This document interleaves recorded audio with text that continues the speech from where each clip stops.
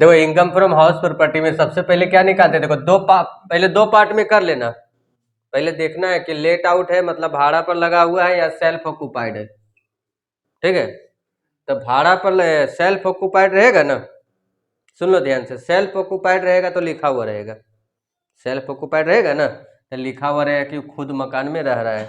और अगर भाड़ा पर रहेगा तो रेंट पे लगाया हुआ लिखा हुआ रहेगा। तो सुनो यहाँ पर कि अगर लेट आउट है, लेट आउट मतलब भाड़ा पर लगाए हैं, ठीक है, तो देखो ग्रॉस एनुअल वैल्यू निकालेंगे। कैसे निकालेंगे अभी बता दे रहे। देखो सबसे पहले ग्रॉस एनुअल वैल्यू निकाल लेंगे, जितना आएगा उसमें से म्यूनिसिपल टैक्स, याद रखना, देखो municipal tax paid by owner, सिर्फ ओनर वाला लिखाएगा, वो भी पेड, आउटस्टैंडिंग नहीं।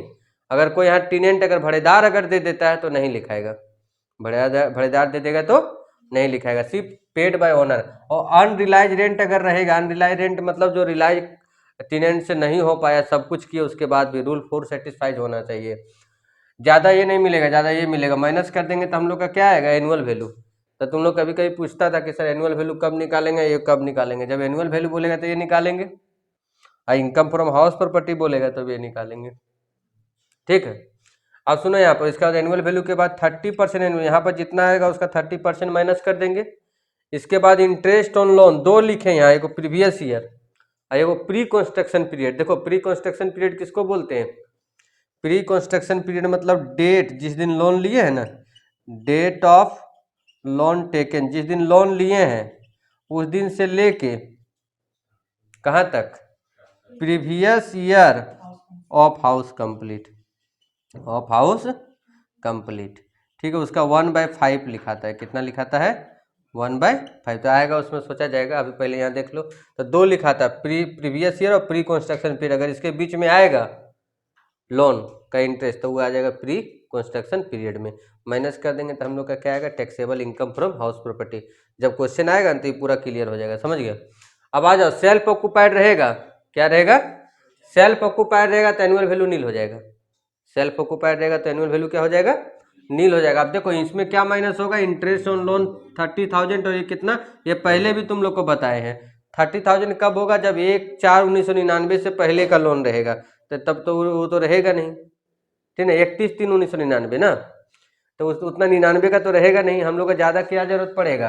अब इस फिर 30,000 और 2 लाख का क्या होगा, तब 30,000 जब अगर रिपेयर के लिए लोन लेंगे ना, रिपेयर के लिए, रिकंस्ट्रक्शन के लिए, मरम्मत के लिए अगर लोन लेंगे तो 30,000 रुपये मैक्सिमम लिमिट है। कितना लिमिट है, 30,000, सिर्फ सेल्फ ऑक्यूपाइड में, इसमें नहीं, याद रखना, इसमें कितना भी हो सकता है। उसमें बोल रहे सेल्फ ऑक्यूपाइड में मैक्सिमम कितना हो सकता है, रिपेयर के लिए 30,000, और घर बनाने के लिए, घर खरीदने के लिए अगर लेंगे या ट्रांसफर कराने के लिए लेंगे तब 2 लाख रुपये, तब मैक्सिमम लिमिट कितना है। तो समझ जाना, रिकंस्ट्रक्शन, रिपेयर, रिन्यूअल ये सब लिखा रहेगा तो मैक्सिमम लिमिट 30,000, और कंस्ट्रक्शन लिखा रहेगा, खरीदना लिखा रहेगा, ट्रांसफर लिखा रहेगा, तब समझ जाना 2 लाख। ठीक है, उसके बाद देखो ग्रोस एनुअल वैल्यू कैसे निकालते हैं, तो सुनो, अब ग्रोस एनुअल वैल्यू कैसे निकालते हैं, इसमें दो बात हो सकता है कि जो हाउस, जो हम लोग का हाउस है, अब बताओ ग्रोस एनुअल वैल्यू किसका निकाला जाता है, लेट आउट का, क्यों, क्योंकि सेल्फ ऑक्यूपाइड का एनुअल वैल्यू क्या हो जाता है, नील, नील स्टेप तेरा नील हो जाता है, तो ऊपर से क्या मतलब है। तो ग्रॉस एनुअल वैल्यू कैसे निकालेंगे, देखेंगे रेंट कंट्रोल एक्ट के अंतर्गत है या नहीं, कैसे जानेंगे, तो स्टैंडर्ड रेंट दिया रहेगा तो समझ जाना रेंट कंट्रोल एक्ट के अंतर्गत है, नहीं दिया है तो नहीं। तो देखो अगर रेंट कंट्रोल एक्ट के अंतर्गत नहीं है तो सुनो, सबसे पहले देखो यहाँ पर हम लोग का सबसे बड़ा गड़बड़ कहाँ होता है, कंपेयर, हम लोग बहुत सारा चीज दिया हुआ रहता है, कंपेयर इधर उधर करने लगते हैं। तो सबसे पहले कंपेयर करना है किसमें, म्युनिसिपल वैल्यू और फेयर रेंट में, किसमें कंपेयर करना है, म्युनिसिपल वैल्यू और फिर दोनों में जो अधिक रहेगा वो एक्सपेक्टेड रेंट, संभावित किराया होगा, और क्वेश्चन में दिया हुआ रहेगा म्युनिसिपल वैल्यू, फेयर रेंट सब।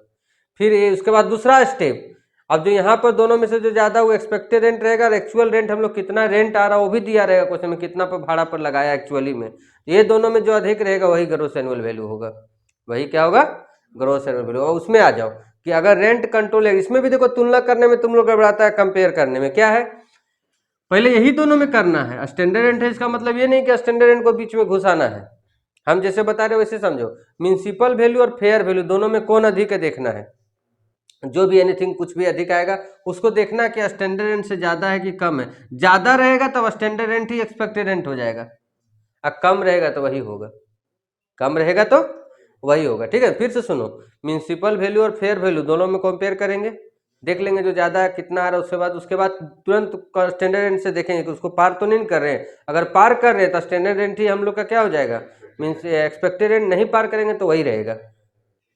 ठीक है, उसके बाद फिर सेकंड स्टेप में आएंगे, जो यहाँ पे एक्सपेक्टेड रेंट आएगा वो और एक्चुअल रेंट दोनों में से जो अधिक रहेगा वो हम लोग का क्या कहलाएगा, ग्रॉस एनुअल वैल्यू। ठीक है, एक चीज हम लोग इसमें थोड़ा सा था क्या कि कभी कभी ग्रॉस एक्चुअल रेंट खाली रहने के कारण, याद रखना, एक्चुअल रेंट खाली रहने के कारण एक्सपेक्टेड रेंट से कम रहेगा, खाली रहने के कारण। देखो इसमें बोल्ड लेटर में लिखा हुआ रहता है एक्चुअली में खाली रहने के कारण अगर एक्चुअल रेंट कम भी है तो ग्रॉस एनुअल वैल्यू क्या होता है, वही होता है।